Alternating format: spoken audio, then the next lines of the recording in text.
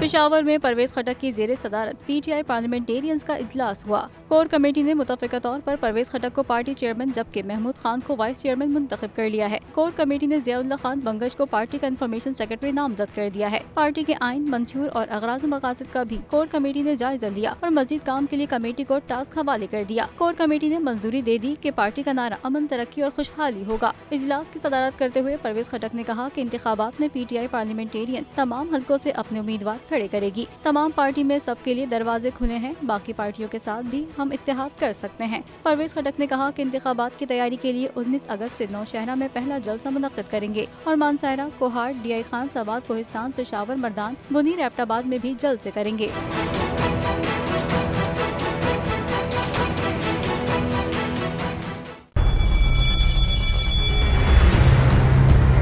जामियात में चलता गोरख धंधा,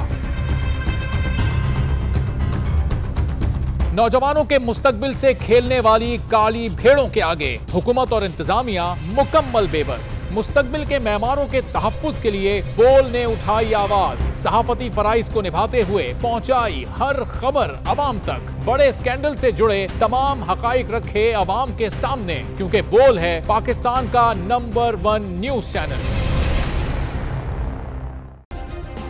सब्सक्राइब करें और बेल दबाएं ताकि कोई खबर रह न जाए।